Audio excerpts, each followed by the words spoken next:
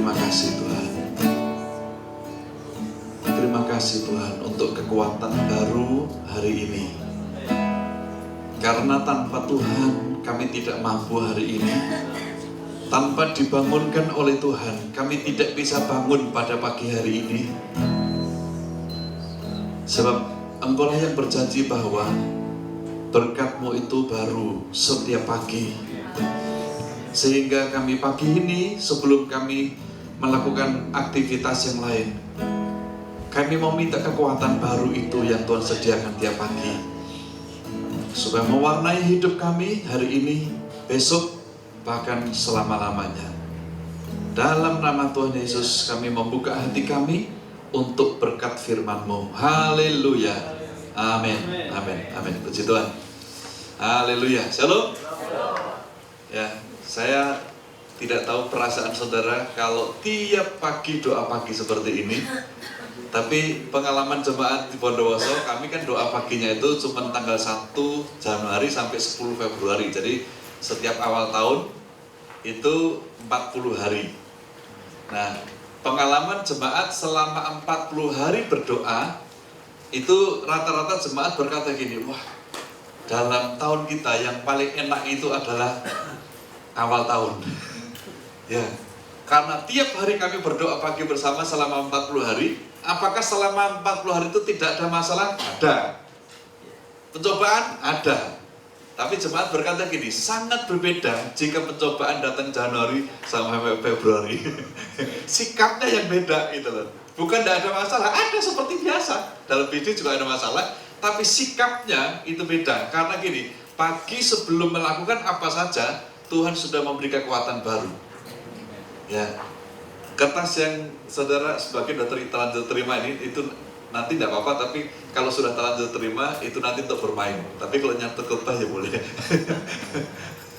Ya, baik, hari ini saya bersyukur bisa doa pagi bersama Ibu. Sebenarnya saya kemarin sampaikan Pak Ishak, saya mau doa pagi di PPL Riau, tapi karena beliau minta saya ke sini, saya datang ke sini. Nah, hari ini tema yang kita mau pelajari adalah tentang power of change, kuasa perubahan.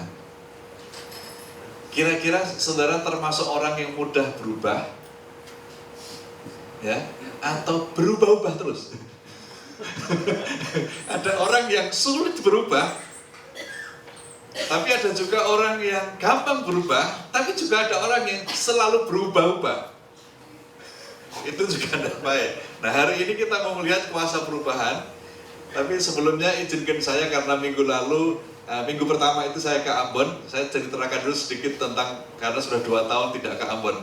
Yang barusan diresmikan oleh Presiden Jokowi adalah jembatan Merah Putih. Ya, jembatan ini panjangnya 1 kilo 100 meter. Ini disebut jembatan Merah Putih karena ini simbol kesatuan. Setelah 4 tahun lebih Ambon terjadi perang, saudara, ya, yang Kristen pakai simbol merah di kepalanya, yang Islam pakai simbol pita putih di kepalanya. Ya, selama 4 tahun sekarang sudah mereka berdamai. Ya, bercapek lah, perang 4 tahun itu capek, saudara. Irak dulu 8 tahun, ini Ambon belum, baru setengahnya. Ya, sudah capek, lalu sekarang mulai membangun. Jalan-jalan udah bagus, bandara sudah bagus, semua udah bagus. Lalu 2 kota Ambon itu kan letter U begini. Jadi ujung ke ujung itu terlampau jauh. Tapi dengan ada tengah-tengahnya jembatan, maka sudah dipersatukan. Makanya dikasih nama jembatan Merah Putih, supaya merah sama putih bersatu, rukun, dan dua-duanya diberkati. Ya, saudara, kalau saya ke Ambon, apa yang saya cari? Yang saya cari adalah papeda. Bahasa Indonesia, bahasa Jawanya lem. Jadi makan lem ini harus pakai kuah supaya tidak keleleten. Bahasa Jawanya keleleten, bahasa Indonesia. Selek. Ya, ini dari sagu ya. Jadi apa ini? Intisarinya itu apa? Seperti tepung sagu ya. Kemudian yang saya cari kalau saya ke sana ikan. Ikan ini kalau masih mentah harganya cuma 15.000, tapi udah matang begini 125. Nah, saya biasanya kalau malam saya menolak makan yang lain, saya ngambil ini sambil ketupat. Ketupat 2 sama ikan, dari ketupatnya 2.000-an, 4.000, ikan 25, 29.000. Ini namanya di Ambon namanya makan ikan, lauknya ketupat. Ya, kalau di Kalau di Jawa kan kita makan ikan kecil segini bisa satu keluarga, suami, istri, anak kan gitu. Kalau kita di Ambon segini sendiri. Jadi kalau yang makan suami, istri, anak tiga, ya tiga gitu loh. Itu kita, lalu sambal orang Ambon gini, colo-colo. Colo itu diculik copet, colo itu colo-colo. Kemudian kuhu-kuhu ya. Ini kalau urap lah gitu kalau untuk ukuran orang Jawa. Tapi ada ikannya, itu yang membedakan. Makanan lengkap itu seperti ini ya. Jadi ada papeda, ada gogo, ada ubi, ada ini. Nah, zaman Belanda itu ditambahkan roti sama kentang. Zaman Belanda. Zaman Soeharto ditambahkan nasi. Ya, makanya lalu suatu saat orang Papua bisa mati kelaparan 20 orang gara-gara tidak ada beras. Padahal di hutan mereka ada keladi kalau mau.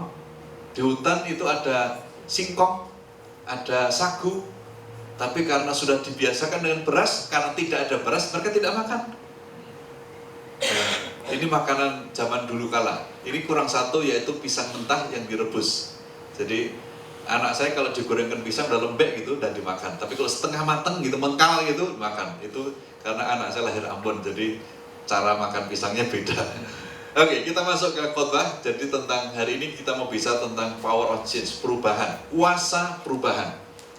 Prinsipnya adalah Tuhan menghendaki kita itu terus mengalami perubahan-perubahan menurut kehendak Tuhan ya, bukan perubahan menurut kehendak kita, tapi menurut kehendak Tuhan. Mari baca Roma 12 ayat 2. 1, 3. Janganlah kamu menjadi serupa dengan dunia ini, tetapi berubahlah oleh pembaharuan budimu, sehingga kamu dapat membedakan manakah kehendak Allah, apa yang baik, apa yang berkenan kepada Allah, apa yang sempurna.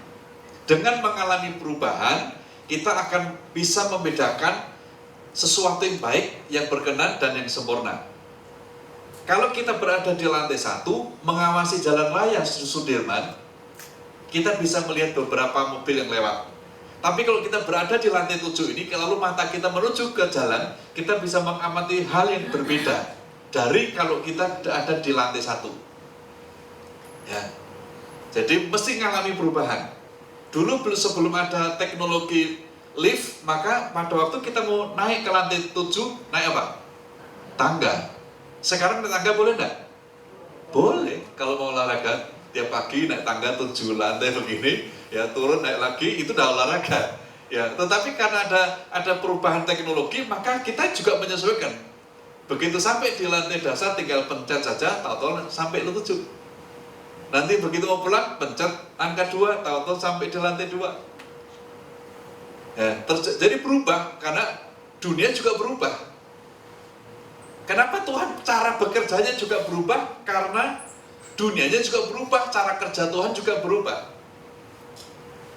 Ya. Karena itu harus selalu siap untuk berubah ke arah yang Tuhan kehendaki. Makanya kalau di dalam bahasa Yunani kata berubahlah, Roma 12 tadi adalah menggunakan kata metamorfo, berubah. Jadi mengalami perubahan total. Dari ulat, kemudian jadi kepompong, jadi kupu-kupu. Kepribadiannya mengalami perubahan, karakternya mengalami perubahan, wujudnya juga mengalami perubahan. Kira-kira ibu-ibu dari awal dulu, waktu remaja, pemuda, menikah sampai hari ini, apakah model rambut berubah? Berubah kan? Menyesuaikan kondisi zaman sekarang. Ya. Kemarin istri saya cerita karena teman-teman dari SMP, SMA dulu pada bicara lewat media sosial gitu, lalu banyak komentar bahwa di komentarnya gini, istri saya dulu waktu zaman SMA itu kalau ikat rambut 2 kanan kiri gitu loh. Ya ada yang tanya, Rin, kamu itu yang dulu apa kepang kanan kiri itu ya gitu kan wajah yang sekarang dengan wajah SMA jauh berbeda. Ya, jadi beberapa orang jadi mengalami perubahan. Pada dasarnya orang itu terus mengalami perubahan. Nah, Tuhan minta berubah, tapi bukan sekedar berubah jasmaninya, tapi mengubah secara kedalamannya juga. Nah, karena itu mari kita akan melihat bersama-sama bahwa kalau kita berani mengalami perubahan, maka ini sama dengan membuka mukjizat kesembuhan. Tokoh yang kita mau selidiki bersama-sama adalah Naaman. Ya, mari baca sama-sama kita ayat ini 1, 3. Tetapi pergilah Naaman dengan gusar sambil berkata, Aku sangka bahwa setidak-tidaknya ia datang keluar dan memanggil nama Tuhan Allahnya, lalu menggerak-gerakkan tangannya di atas tempat penyakit itu, dan dengan demikian menyembuhkan penyakit kustaku. Ya. Waktu Naaman dapat info dari istrinya bahwa di Israel ada seorang nabi yang bisa menyembuhkan penyakit kusta, istrinya dapat info dari pembantunya bahwa di negeri Israel itu ada nabi Tuhan yang bisa dipakai Tuhan menyembuhkan kusta. Sedangkan di negeri Arab, di negerinya sendiri, Naaman tidak pernah dengar seperti ini. Tabib berupaya menyembuhkan kusta di mana-mana ada di Arab, tetapi yang menyembuhkan tidak ada. Makanya waktu pembantunya cerita, maka bapak ini juga percaya, Naaman ini. Kenapa? Karena itu langka, itu satu-satunya di seluruh dunia. Zaman itu cuma ada di Israel. Dia percaya, lalu sepanjang perjalanan dia membayangkan begini, wah, nanti kalau ketemu Nabi Israel gimana ya? Kira-kira kalau Nabi Israel cara menyembuhkannya bagaimana ya? Kalau tabib di Arab kira-kira waktu menyembuhkan pasien begini-begini, dia terbayang di benaknya.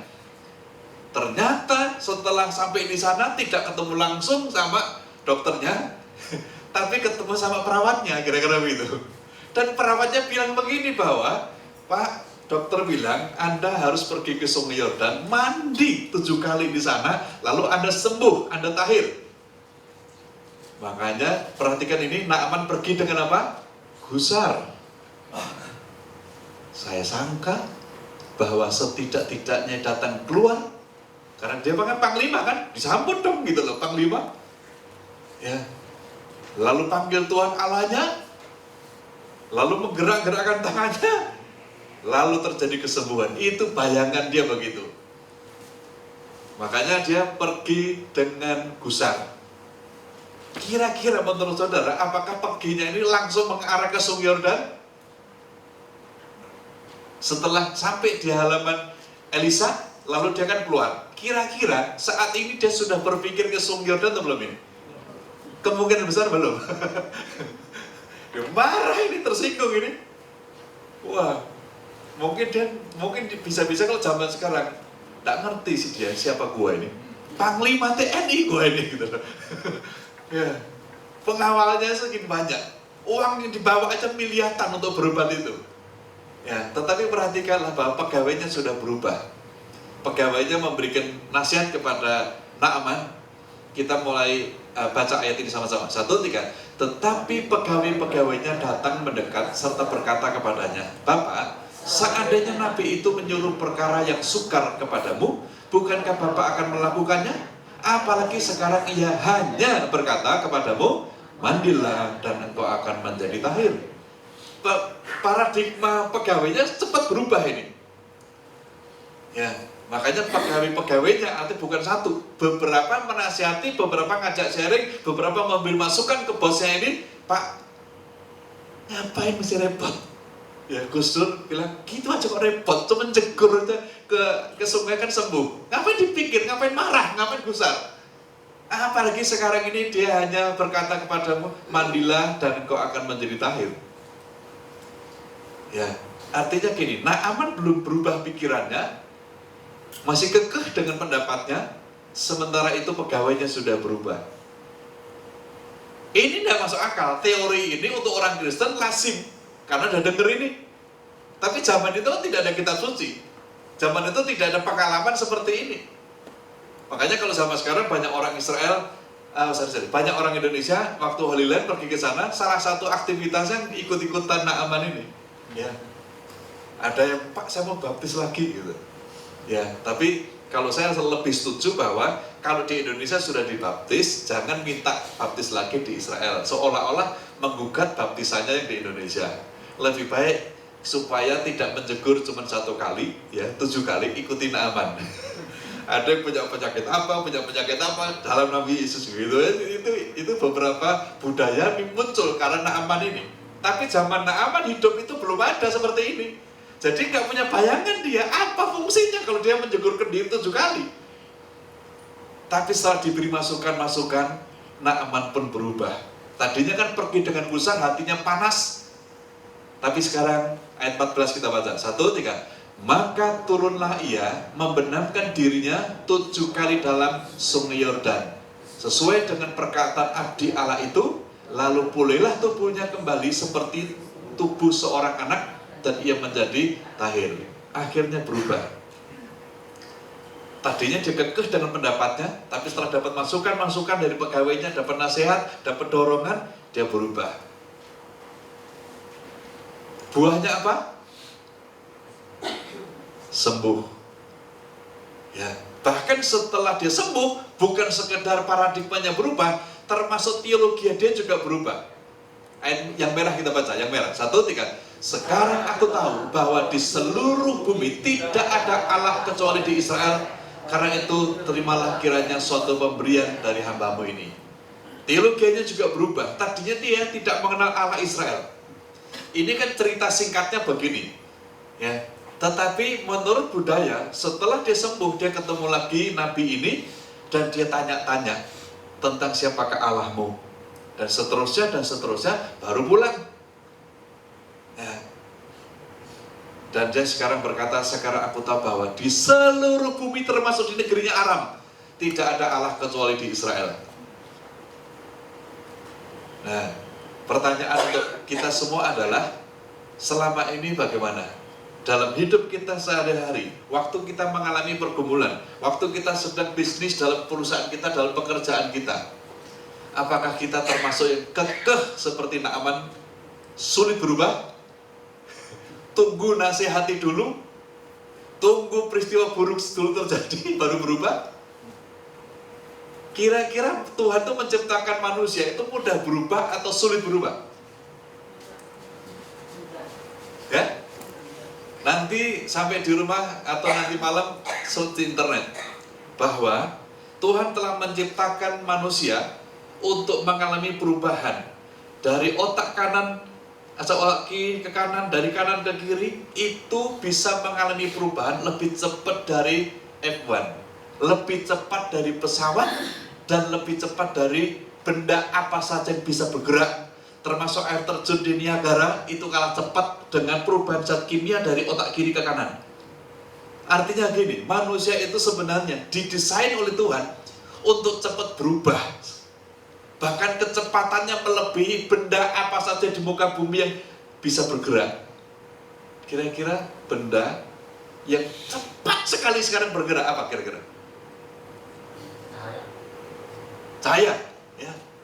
Ini melebihi.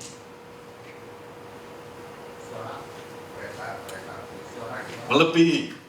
Nanti cek di internet betapa cepatnya Tuhan merancang itu. Tapi faktanya, ya, untuk berubah pikiran, ya, dari kalau Nabi ketemu pasti Nabi akan ya gitu. Ternyata perintahnya cuma mandi di sungai. Untuk berubah saja susah. Mesti gusar dulu, panas hatinya dulu, berdebat dulu. Ini bisa-bisa 2, 3, 4 jam baru sadar ini, Naaman. Ya, saya ngopi dulu, kira-kira kalau orang Indonesia kan gitu, supaya emosinya reda gitu kan. Makan dulu, kira-kira Indonesia kan gitu. Atau saya jalan-jalan dulu di mall, atau mungkin main dulu apa kayak itu, baru berubah pikirannya. Nah, padahal hari ini gini, kerinduan Naaman untuk sembuh dari kusta, kecepatannya, kerinduannya setinggi apa nih kira-kira? Lebih tinggi dari menara apapun. Mana ada orang kusta tidak sembuh? Kalau dia tidak sembuh, sudah pasti dia akan rontok itu, jari-jarinya lepas satu persatu, tangannya lepas satu persatu, lalu tidak jadi panglima, lalu jadi orang tak berguna, diasingkan di sebuah sawah kalau zaman sekarang. Itu ngeri. Jadi sangat rindu dia berubah, sangat rindu untuk sembuh maksud saya. Tetapi yang tidak mudah ternyata ada merubah paradigmanya. Nah, mari kita bermain dulu, ya. Kira-kira saudara ini termasuk orang yang mudah berubah atau tidak, saudara? Oke, pertanyaan pertama adalah begini. Saudara perhatikan kertas saya ini, ya. Nanti siapa? Nanti habis ini, Pak Deklo nanti habis ini. Nah, saudara perhatikan kertas saya ini. Tugas saudara adalah menjawab pertanyaan saya. Saya ada beberapa pertanyaan, tapi waktu jawabnya cepat dan keras. Jangan dipikir terlalu lama, langsung seketika. Contoh begini, Saya memberi pertanyaan begini. Kertas warna? Kurang cepat sedikit dan kurang keras. Ulangi. Kertas warna? Nah gitu maksudnya ya. Jawab sekeras-kerasnya, secepat-cepatnya. Ini game, jadi salah pun diampuni, tidak ada dosa. Namanya game, namanya permainan. Siap ya? Pertanyaan pertama. Gak usah, ikuti pertanyaan saya. Nanti itu kedua. Siap ya pertanyaan saya? Jawab secepat-cepatnya dan sekeras-kerasnya. Siap? Ya. Kertas warna? Susu warna? Sapi minum?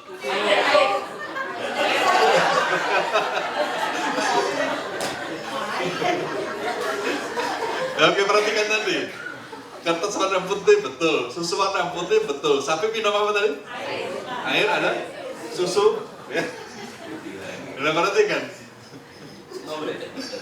Ada yang, kenapa saudara berpikir bahwa sapi minum susu? Coba jujur, angkat tangan tadi yang jawab susu berapa orang? Ada beberapa ya. Tidak salah, bukan dosa, ini permainan. Nah, mari kita bayangkan gini, kenapa waktu saya menyebut sapi minum, saudara tidak menyebut air?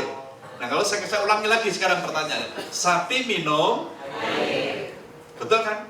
Kalau dipikir dulu, jawabannya betul. Tapi kalau saya minta spontanitas, maka apa yang ada di memori tentang susu sapi, maka susu yang keluar.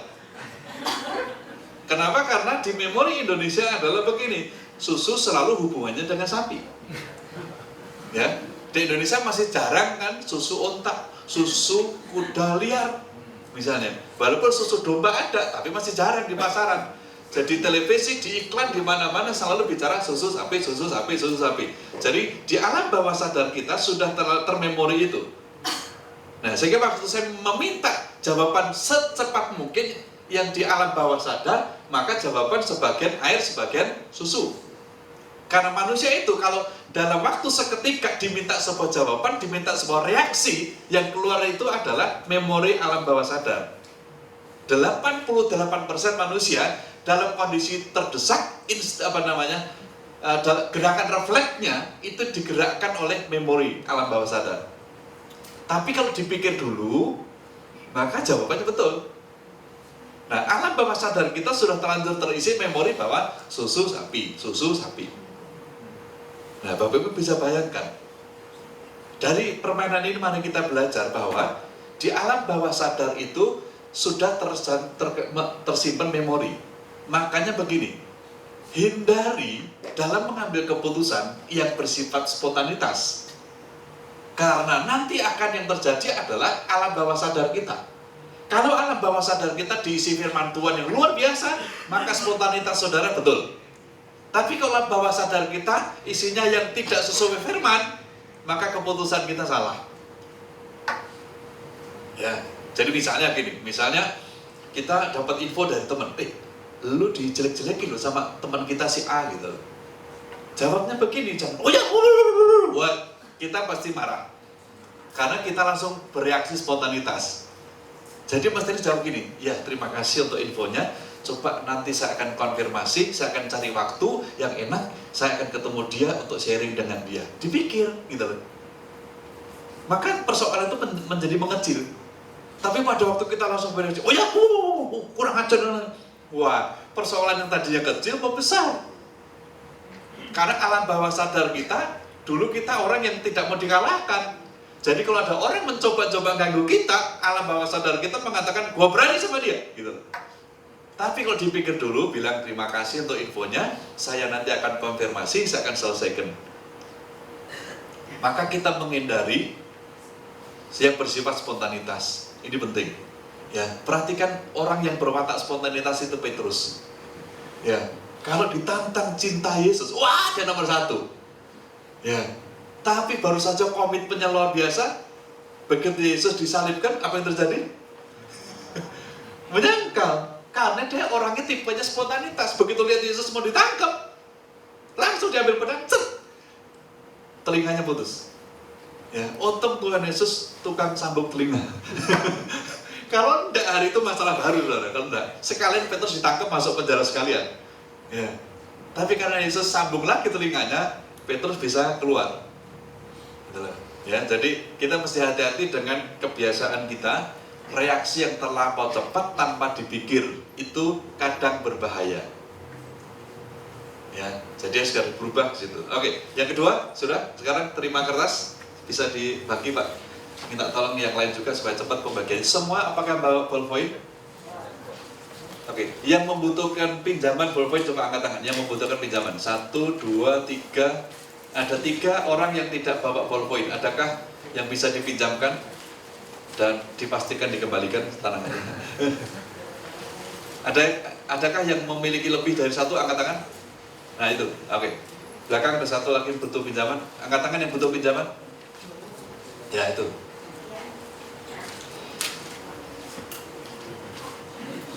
Oke, tugas saudara adalah membuat tanda tangan. Oke, silakan. Buat tanda tangan 1 saja yang bagus.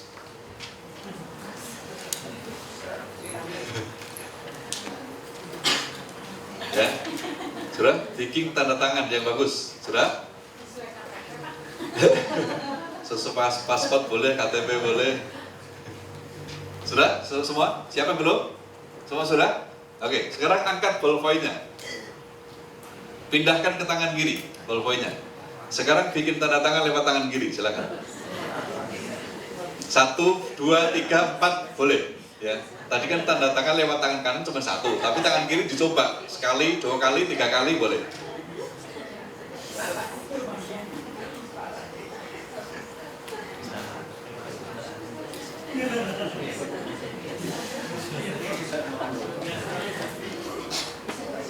Gimana? Dekat Bu dengan aslinya? Ya. Oh, lumayan.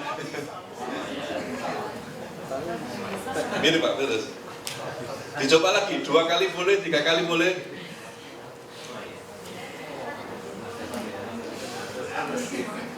Coba lihat di sebelahnya, saya minta tolong dilihat. Adakah yang tanda tangannya sudah agak mirip gitu, yang agak mirip?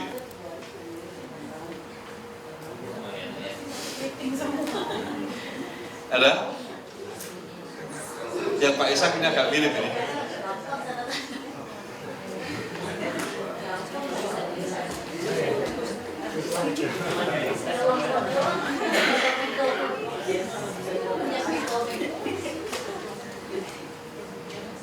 Ada yang mirip? Coba diangkat tangannya, ada yang mirip? 1, 2, 3, 4, 5. Nah, oke, 5, oke, cukup. Nah, saya mau tanya dulu sekarang, komentar saudara tadi, waktu saya minta saudara membuat tanda tangan lewat tangan kiri, komentarnya apa? Kaku, sulit, apa lagi? Apa? Belum biasa, apa lagi? Hah? Apa tadi, kurang keras? Tidak ada duanya Pak, cuma 1 udah. Tidak ada duanya. Nah, maksud saya gini, semua kita rata-rata tanda tangan lewat tangan kanan, nulis juga tanda tangan. Pak Guru sama Bu Guru zaman kecil dulu ngajari kita nulis tangan kanan. Tidak ada kan, kalau zaman sekarang kan sekolah 2 bahasa, tidak ada sekolah 2 tangan gitu. Hari Senin nulis tangan kanan, hari Selasa nulis tangan kiri. Nah, sehingga semua kita rata-rata nulis tanda tangan itu tangan kanan. Begitu saya minta sesuatu yang berubah, maka sulit, dan biasa, kaku, jelek, seterusnya. Nah, sama, manusia itu pada waktu dituntut untuk berubah, reaksi awalnya begitu. Tapi asal dicoba lagi, baru sekalian belajar tanda tangan sudah agak mirip. Coba besok ulang lagi, lusa ulang lagi, minggu ini tiap hari belajar diulang. Lama-lama bisa, sama, lama-lama bisa menulis tangan kanan, bisa menulis tangan kiri. Jadi untuk berubah itu pada dasarnya bisa, hanya butuh ketekunan, butuh dicoba. Nah, seringkali banyak orang, "Nggak bisa Pak, saya ini orang Batak Pak, memang begini ke mata saya."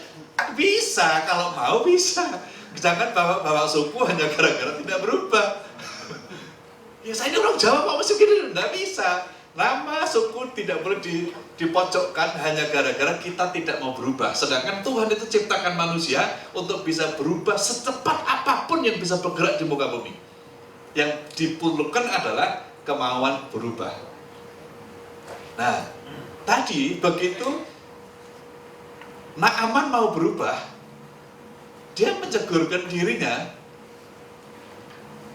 ke dalam sungai Yordan, hasilnya apa? Sembuh. Nah, pernah nggak kita ngalami seperti ini? Kita waktu punya pergumulan maunya begini, di tengah perjalanan Tuhan bilang jangan begitu nak. Ya, maunya kita mau melupakan orang itu, tapi Tuhan bilang gini, belilah sesuatu, antar ke rumahnya. Ya. Asa berani berubah akan mengalami mukjizat. Makanya bagian pertama tadi saya jelaskan bahwa mukjizat itu bersedia berubah, mengalami perubahan, kuasa perubahan itu membuka mukjizat kesembuhan. Ya, yang kedua, kuasa perubahan bisa membuat apa? Yaitu bisa membuka mukjizat secara ekonomi. Perhatikanlah apa yang dialami oleh Ishak, anaknya Pak Abraham, ya, bukan Pak Ishak, anaknya Pak Soneta, bukan. Tapi ini Ishak anaknya Pak Abraham. Ya, perhatikanlah bahwa zaman itu timbul kelaparan atau krisis secara ekonomi, krisis secara pangan zaman itu. Lalu Ishak pergi ke Gerar, tetapi dalam hatinya sudah terpikir langkah berikutnya dia mau pergi ke Mesir. Sebab di Mesir tersedia makanan yang sudah diawetkan. Kalau di Ambon itu biasanya ada makanan yang diawetkan bisa bertahun-tahun, itu sagu. Ada sagu bahan mentahnya singkong, ada sagu bahan mentahnya pohon sagu itu sendiri. Nah, itu bisa bertahun-tahun. Ya, 2 tahun yang lalu waktu saya ke Ambon, saya bawa sagu banyak. Lalu saya pikir sudah habis, ternyata istri saya masih simpen di almari. Jadi saya tidak tahu kalau masih ada. Jadi sudah 2 tahun lebih. Waktu kemarin saya buka, saya coba makan, masih enak. Ya, sudah 2 tahun lebih. Lalu kemarin sudah bawa baru lagi. Ya, jadi selalu kalau saya ke Ambon yang tidak mungkin saya lupakan sagu. Yang lain boleh lupa, tetapi sagu tidak mungkin lupa. Itu makanan yang bisa dimakan kapan saja, dan prinsipnya gini, butuh hanya air panas. Ya, kopi panas boleh, teh panas boleh. Ya, sarapan sagu itu cukup 2 batang. 1 batang harganya 1.000. Jadi cukup 2.000 plus teh 2.000, 4.000 udah makan pagi. Ya. Nah, di Ambon punya makanan sebenarnya. Israel tidak punya, hanya Mesir yang punya. Makanya zaman dulu kalau mulai terjadi krisis pangan, orang berduyun-duyunnya ke Mesir. Termasuk Ishak juga berpikir ke Mesir. Tetapi di tengah perjalanan Tuhan menjumpainya dan berkata, janganlah pergi ke Mesir. Jadi pikiran semula dia mau pergi ke Mesir setelah ke Gerar. Tapi Tuhan bilang jangan pergi ke Mesir. Lalu dia berubah pikirannya. Dia taat, berubah. Akhirnya Ishak tetap tinggal di Gerar, lalu menaburlah di sana, dan dalam tahun itu mendapatkan 100 kali lipat sebab dia diberkati Tuhan. Berubah. Kalau dia ngotot tetap berangkat ke Mesir, apa yang terjadi? Ya, akan mengalami hal-hal yang jauh lebih berbeda dari pertolongan Tuhan. Hasilnya apa? Kita baca ayat ini yang terakhir. Yang terakhir kita baca 1, 2, 3. Dan orang itu menjadi kaya, bahkan kian lama kian kaya, sehingga ia menjadi sangat kaya. Ya, jadi kalau kelak yang belum menikah mempunyai anak kaya, kasih nama Ishak. Ya, ada nggak kira-kira Ishak miskin? Ada saya sudah ketemu saya. Jadi nama bukan jaminan, yang menjadi jaminan adalah ketekunan seseorang. Kesediaan Ishak berubah pikiran, lalu menurut dengan kehendak Tuhan. Ini yang menarik. Jika dia ngotot tetap pergi ke Mesir, ya, dia kekeh niatnya tetap pergi ke Mesir. Peringatan Tuhan diantepin aja gitu, wah celaka dia. Tapi karena dia berubah dan ngikut apa yang dikehendaki Tuhan, justru dikira yang rasanya tidak mungkin malah jadi mungkin. Nah, seringkali dalam menanti pertolongan Tuhan yang dibutuhkan adalah gini, keberanian berubah. Tapi saya tidak mengatakan gini, yuk selalu berubah. Jangan, orang yang selalu berubah-ubah itu tidak baik. Ya, ngikuti suasana lingkungan, enggak, kita berubah menurut kehendak Tuhan, bukan mengikuti lingkungan. Ya, oh hari ini bertobat, ketemu teman-teman waktu reuni minum minuman keras, minum lagi, habis itu ketemu orang gereja, bertobat lagi, ketemu teman-teman judi lagi, itu berubah-ubah. Ini pelin-pelan, ini bunglon. Nah, ini berubah ke arah yang dimaui Tuhan. Ya, kadang-kadang kita dalam bekerja, dalam usaha kita sudah punya rencana tertentu. Lalu di tengah perjalanan Tuhan bilang, jangan. Nah.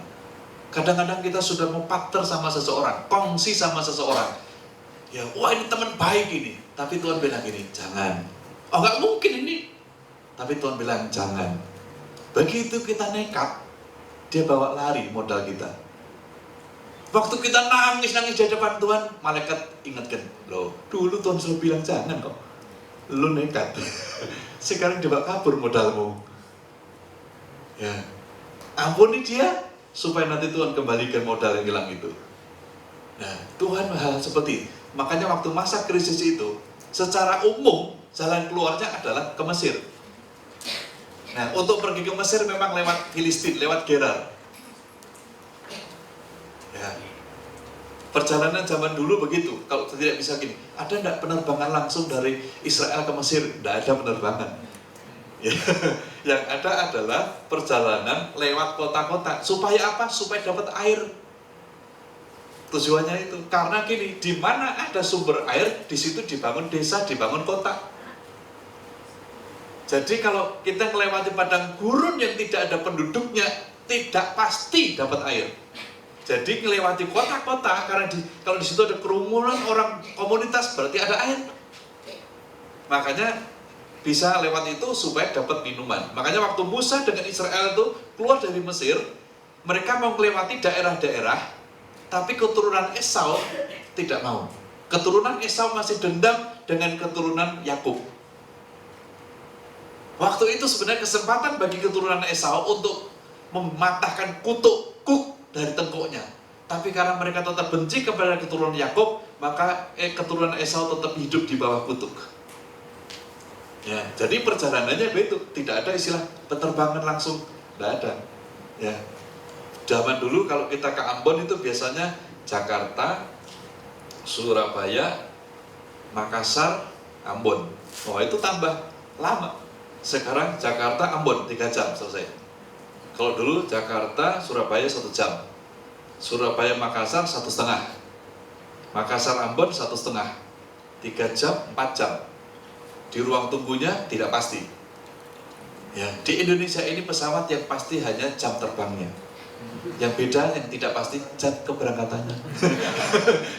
Kalau jam terbangnya rata-rata pastilah 1 jam, 1 jam lah, 1,5. Yang tidak pasti cuma jam keberangkatan. Ya, jadi kalau ada orang, Pak kok kata di Indonesia ini selalu pesawat kita tidak ada kepastian. Ada pasti kok, pasti. Penerbangannya pasti, yang tidak pasti hanya keberangkatannya aja. Tapi keberangkatannya nggak pasti, jamnya bahkan nyampainya juga nggak pasti, itu aja. Kalau penerbangannya pasti. Rata-rata kecuali ada misalnya gini, bandara sedang tutup oleh karena presiden mau mendarat. Nah itu longgar sedikit. Atau kadang-kadang di Bandung ini awalnya tebal sekali, muter-muter dulu 5, 4 kali, 10 kali. Ya, dulu pernah juga ada yang muter-muter sampai 1 jam baru bisa turun. Ada yang tidak bisa turun, akhirnya turun ke Halim atau Soekarno-Hatta.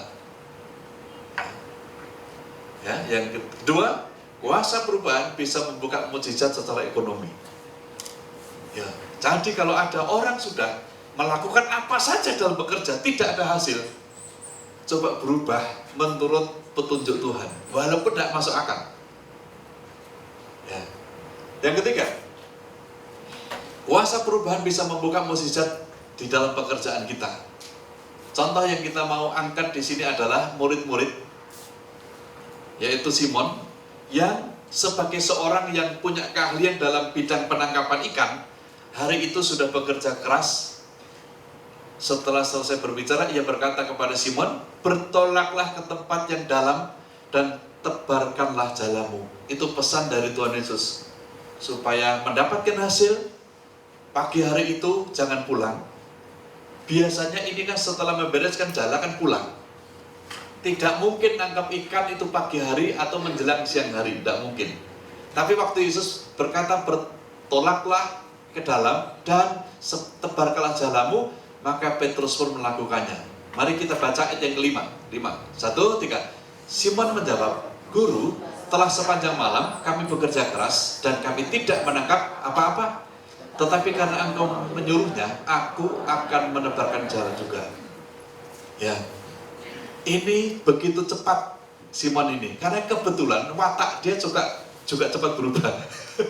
Ya, makanya gini, orang-orang yang punya temperamen seperti Simon begini seringkali cocok jadi pemimpin. Yang stres biasanya yang dipimpin, karena bosnya berubah-ubah terus. Makanya seorang model Simon itu harus punya manajer yang panjang ususnya. Jadi mudah mengerti kemauan bosnya, tidak marah, tetapi bisa mengakomodir apa yang dimaui bosnya. Ya, kalau bos itu terlalu sabar seperti Yohanes, perusahaan tidak maju-maju. Jadi orang perlu yang cepat berubah, model Simon Petrus begini. Ya, begitu dia mau berubah, apa yang terjadi? Kita lihat ayat yang ke-6, 1, 3. Dan setelah mereka melakukannya, mereka menangkap sejumlah besar ikan, sehingga jala mereka mulai koyak. Ya, Simon Petrus mau berubah. Dari ketidaklaziman menangkap ikan siang hari, dia mau berubah karena guru yang melakukannya, Tuhan yang memintanya. Dia mau melakukannya. Ya. Jadi kalau mau dalam pekerjaan kita ada banyak mukjizat, lakukan sesuatu yang Tuhan kehendaki, walaupun itu tidak masuk akal. Ya, walaupun dulu pernah dicoba, Pak. Kalau Tuhan mengatakan coba lagi, lakukan lagi. Ya. Dulu pernah saya mendoakan sebuah pabrik roti di Denpasar. Pabrik roti ini sudah terkenal, Amsterdam Bakery, jadi sudah terkenal. Mendadak itu pemasarannya drop drastis. Ya. Dan suami istrinya sudah menikah 13 tahun juga tidak pernah dapat anak. Ya. Lalu saya tawarkan, Pak, mau enggak saya datang ke perusahaan Anda dan saya akan berkeliling ke perusahaan Anda dan saya akan amati sebenarnya adakah kuasa-kuasa kegelapan yang mengacaukan perusahaan Anda ini. Ya. Lalu dia berkata bahwa, aduh Pak, sudah berkali-kali diurapi Pak oleh banyak hamba Tuhan. Ya, ya masalahnya bukan sudah atau tidak. Masalahnya adalah apakah kuasa itu tadi sudah membantu anak buah Bapak untuk meninggalkan semua kegiatan. Nah ternyata begitu saya masuk, lalu saya ajak ngobrol para stafnya, lalu mereka berkata bahwa, ini Pak, kami sudah lakukan. Bos juga melakukan dengan cara didoakan secara Kristen. Kami juga sudah melakukan, kami sudah potong ayam cemani yang hitam semua itu, sudah potong darahnya, kami arak ke pinggir-pinggir itu semua gitu. Jadi, nah sejak saya datang saya bilang gini, hari ini saya akan urapi, tetapi semua saudara berhenti menggunakan cara lain. Lalu saya urapi dan saya menekankan kepada mereka, jangan anggap bahwa itu cara untuk menolong bosmu, bukan. Itu cara untuk menghancurkan bosmu dengan cara cari ayam cemani. Saya tanya, seberapa ekor ayam cemani? Banyak Pak. Murah atau mahal? Mahal ayam cemani itu. Ya, mereka potong dan darahnya itu diarak itu ke keliling perusahaan.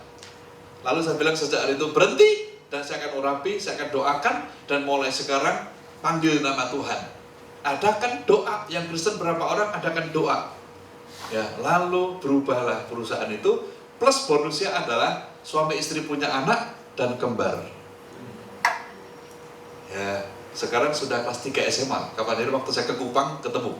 Jadi dia buka cabang di Kupang, lalu dia pergi ke Kupang, saya ketemu. Ya, di Kupang pun dia juga mendirikan Amsterdam Bakery juga. Ya, 13 tahun yang lalu berarti ya. Jadi anak-anaknya sudah besar dan sekarang diberkati. Waktu tinggal saya bilang gini, Pak, lain kali jangan pakai kuasa-kuasa kegelapan. Ya, jadi begitu kita menggunakan terobosan dengan cara Tuhan, maka di dalam pekerjaan pun akan ada mukjizat. Ini yang disebut dengan kuasa perubahan. Jadi saya bukan mengajarkan untuk selalu berubah-ubah, itu pelin-pelan, tidak boleh. Orang itu harus kekeh, orang itu harus kuat imannya. Tetapi jika Tuhan menghendaki berubah, jangan bertahan apapun alasannya. Waktu Tuhan meminta lewat nabinya agar Naaman berubah, dia berubah, dapat kesembuhan. Waktu Tuhan minta Ishak berubah, dia berubah, tidak jadi pergi ke Mesir. Lalu mukjizat ekonomi terjadi. Dan pada waktu Tuhan minta agar supaya Simon siang hari bolong, pagi hari, biasanya orang pulang, ini baru mulai menangkap. Dan dia lakukannya. Dia tidak mendebat Yesus. Yes, gua ini ahli tangkap ikan. Dari dulu sampai hari ini belum pernah ada orang nangkap ikan siang bolong. Ya, mancing mungkin masih ada, tapi mendarat tidak pernah terjadi. Sampai hari ini kan nangkap ikan tetap malam hari. Sampai hari ini. Makanya di Ambon dulu ada budaya gini, kalau pas musim bulan muncul, itu penangkapan ikan merosot, maka harga ikan naik. Zaman saya di Ambon dulu, ada ikan di Ambon itu zaman dulu kalau kita beli 3 gitu 1.000, jadi agak kira-kira panjang inilah, ya kecil-kecil gini, itu 3 1.000. Tapi pada waktu sedang rembulan muncul, maka 2 1.000. Ya. Makanya setelah kita 9 tahun di Ambon, lidah saya sudah terbiasa kalau makan ikan banyak, sampai di Jawa, sampai di Bali, kikuk saya. Kalau pesen kita satu meja makanan gitu, pesen ikan satu untuk satu meja. Kita di Ambon makan 5 orang ya 5 ikan. Ya, jadi kalau di Ambon kita ini ikan untuk Pak Tulus, ini ikan untuk Ibu, ini ikan untuk ini ikan. Jadi sudah terbiasa gitu. Ya, lalu ada cawan apa? Nah, jadi untuk tulang-tulang gitu. Jadi orang Ambon kalau makan selalu di sampingnya ada cawan, ya mangkok kecil untuk tulang. Nah itu budaya itu nggak ada di tempat lain. Ini hanya ada di Indonesia bagian timur yang makan ikannya banyak, maka harus ada tulang-tulang, tempat tulang khusus. Oke, ini yang saya sampaikan hari ini. Jadi mari kita siap berubah, walaupun kadang-kadang berubah sulit. Ya, seperti tanda tangan dari kanan ke kiri itu sulit. Tetapi selama berani nyoba, bisa. Ya. Kasih salam sebelahnya. Kita bisa berubah ke arah Tuhan. Ya. Jangan berubah ke arah dunia loh ya, ke arah Tuhan. Ya, kita bangkit berdiri, siapkan lagu yang tadi refnya yang aku percaya. Hatiku percaya. Refnya saja.